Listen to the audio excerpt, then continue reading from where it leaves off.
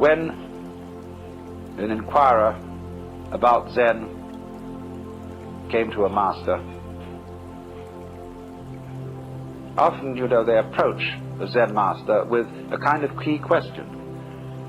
What is the fundamental principle of Buddhism? Or why did the bearded barbarian come from the West? Because Zen is supposed to have been brought into China by a Hindu named Bodhidharma. Bodhidharma is always represented as having a huge bushy beard and very fierce eyes. Now, Bodhidharma always insisted that he had nothing to teach. And so, why did he come? That's one of the fundamental questions. You might say to me, I've often said when I'm giving a lecture, I'm not trying to improve you. I'm not trying to persuade you to a certain point of view. That is to say, like a preacher would convert somebody.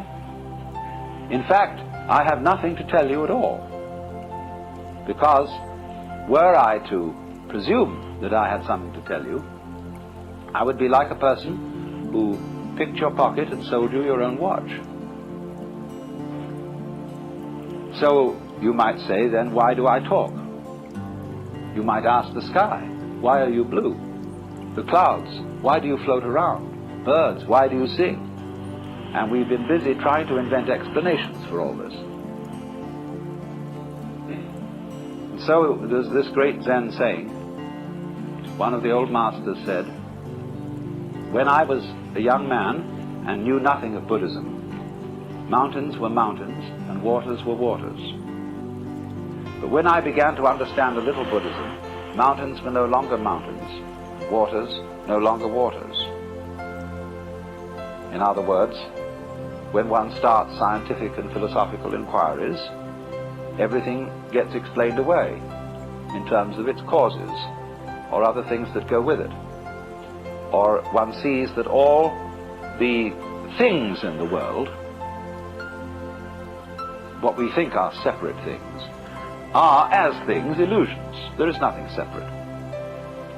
So, but he said at the end, but when I had thoroughly understood, mountains were mountains, and waters are waters.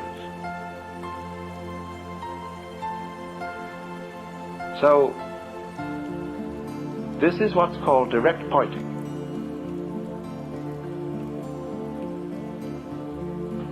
A Zen master was once talking with me, and he said, when water goes out of the wash basin down the drain, does it go clockwise or anti-clockwise? And this was all phrased in the middle of a very ordinary conversation. And, it just seemed like a speculative question. And I said, oh, it might go either. He said, no, like this. Now, he said, which came the first, egg or hen? I said, tuk, tuk, tuk, tuk, tuk. Now, he said, that's the point.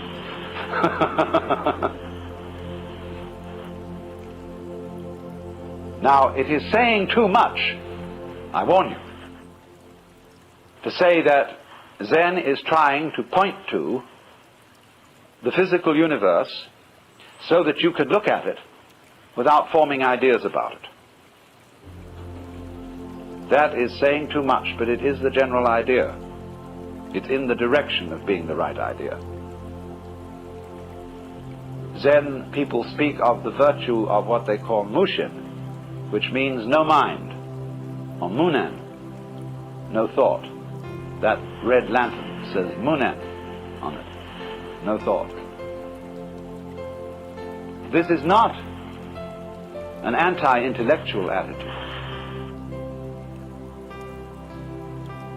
The ordinary simple person is just as bamboozled by thinking as a university professor.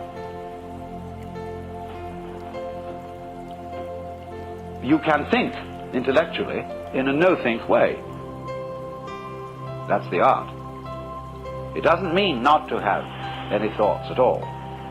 It means not to be fooled by thoughts, not to be hypnotized by the forms of speech and images that we have for the world not to be hypnotized by them into thinking that that is the way the world really is. So if I say this is a fan,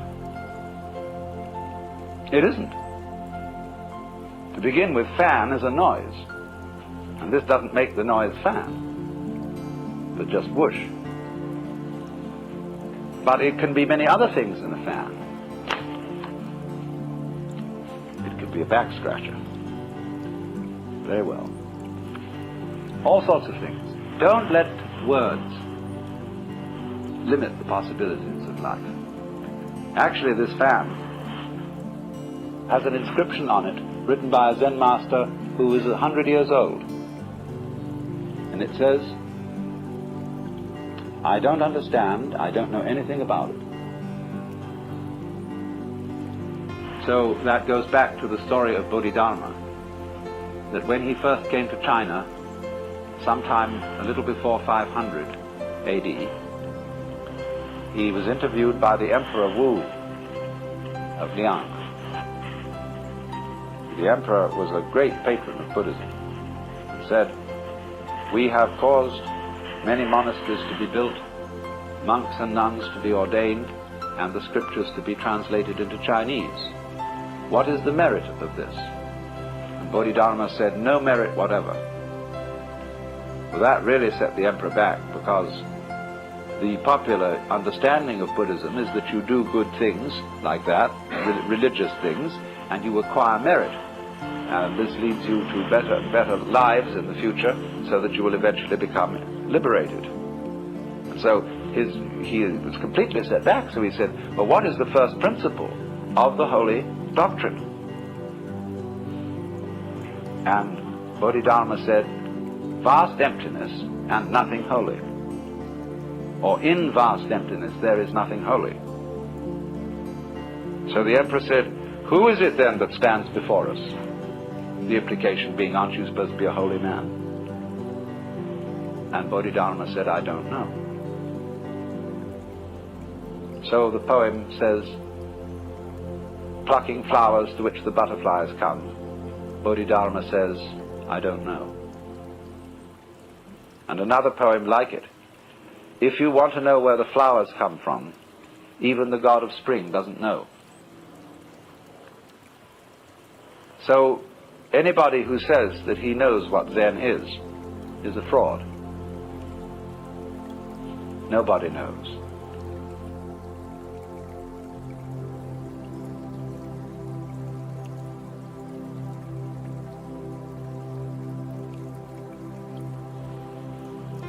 Just like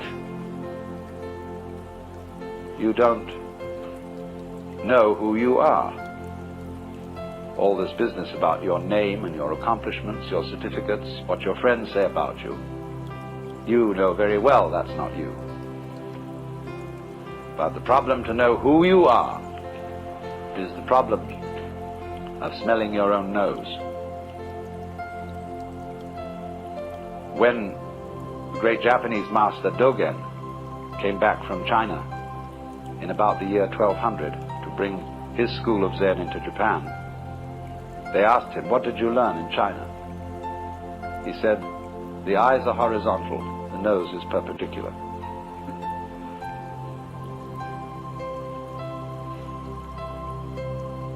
But this man went on to write a tremendous book about Zen. They're so contradictory, these people. Don't expect consistency out of a Zen master. Big book called the Shobo Genzo. I talked with the Zen master about this book in Japan, and he said, "Oh," he said, "that's a terrible book. It explains everything so clearly. It gives the show away." He said, "You don't need any book for Zen."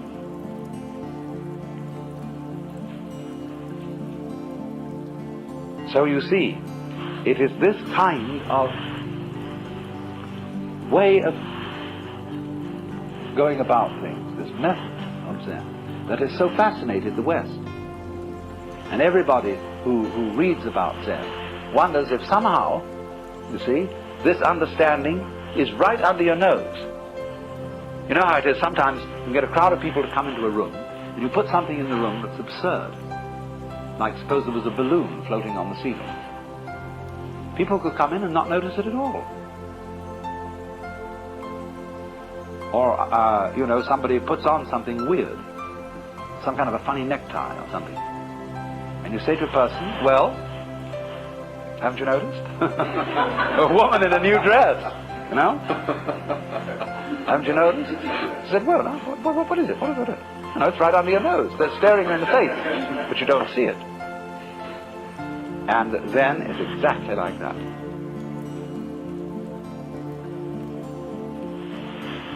It is very obvious. The master Bokuju was asked, we have to dress and eat every day, and how do we escape from all that? In other words, how do we get out of routine? And he said, we dress, we eat. He said, I don't understand. Bokuju said, if you don't understand, put on your clothes and eat your food.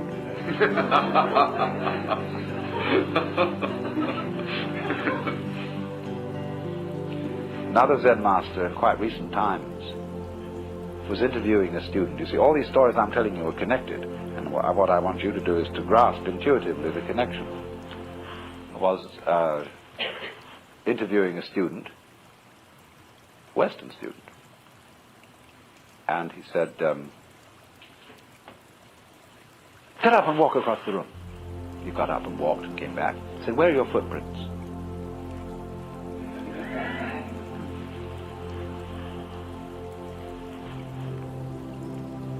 Another monk asked Joshu, what is the way? Tao, Chinese, the Tao. He said, your everyday mind is the way. How do you get into accord with it? He said, when you try to accord, you deviate.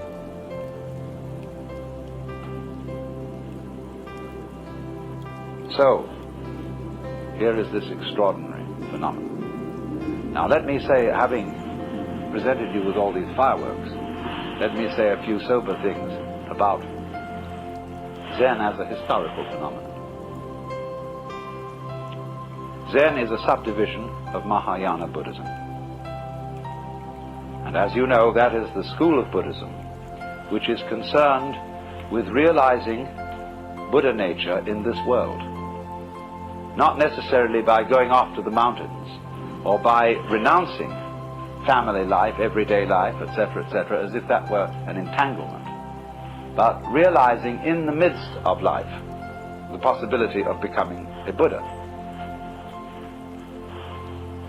And so the great ideal personality of Mahayana Buddhism is the Bodhisattva, a word now applied to somebody who has attained nirvana, but instead of disappearing, comes back in many, many guises. There's a famous painting of one of the bodhisattvas in the form of a prostitute. And bodhisattvas in Zen art are often represented as bums. There's the beautiful one over there, painted by Sengai, of the bum Hote, or Putai in Chinese, who's always immensely fat. And he's saying, Buddha is dead. Maitreya, who is supposed to be the next Buddha, hasn't come yet. I had a wonderful sleep and didn't even dream about Confucius. And he's just stretching and yawning as he wakes up. So, Zen is Mahayana, Indian Mahayana Buddhism, translated into Chinese, and therefore deeply influenced by Taoism and Confucianism.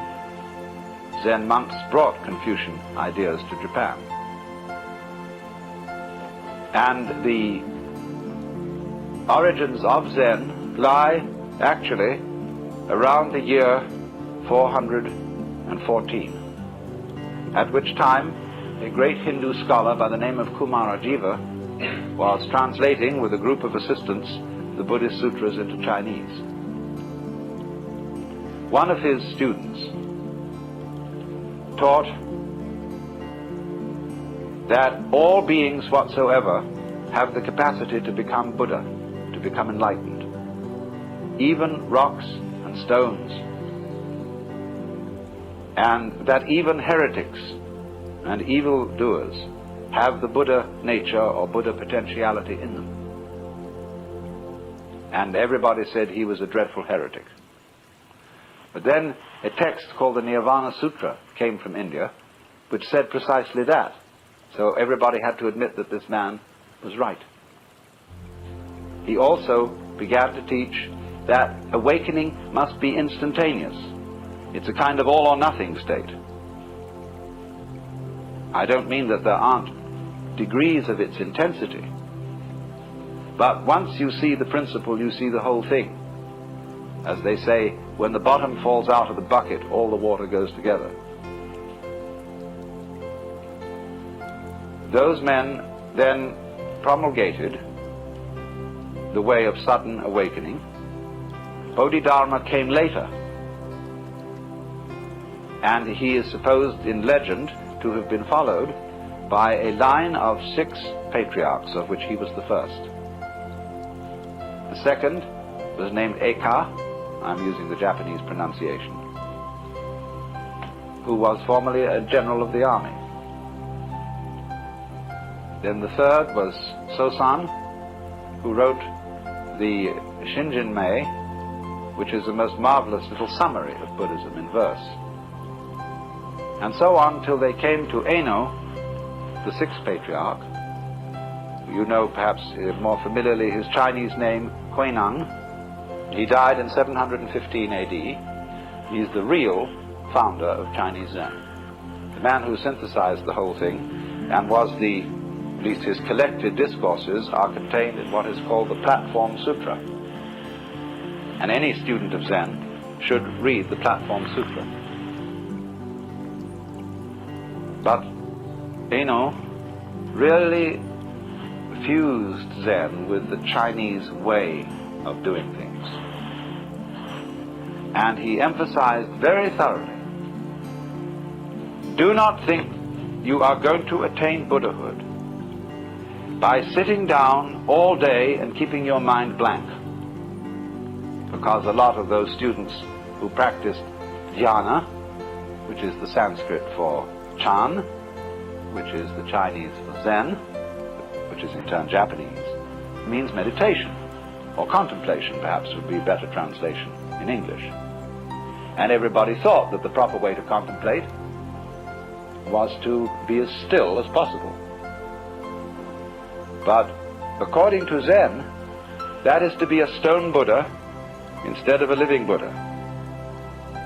Now I can knock a stone Buddha on the head, clunk, and it has no feelings. And so it's a stone Buddha. There was a famous Zen master called Tankar, who went to a little lonely temple on a freezing cold night. And he took the Buddha image, one of the Buddha images off the altar, split it up and made a fire. And when the attendant of the temple came in the morning, he was horrified. Broke at the image, and Tankar took his stick, started raking in the ashes. And the temple priest said, "What are you looking for?" He said, "I'm looking for the sali, that is to say the jewels that are supposed to be found in the body of a genuine Buddha when he's cremated." So the priest said, "You couldn't expect to find sali from a wooden Buddha." In that case, said Tankar, "Let me have that other Buddha for my fire." That's, you see, the difference between living Buddha and stone Buddha. But a person who thinks that in order to be awakened, you have to be heartless, to have no emotions, no feelings, that you couldn't possibly lose your temper or get angry or feel annoyed or depressed, those people haven't got the right idea at all. If that's your ideal, said Eno, you might just as well be a block of wood or a piece of stone. What he wanted you to understand is that your real mind, while all those emotions are going on, is imperturbable. Just like when you move your hand through the sky, you don't leave a track. The birds don't stain the blue when they pass by. And when the water reflects the image of the geese, the reflection doesn't stick there.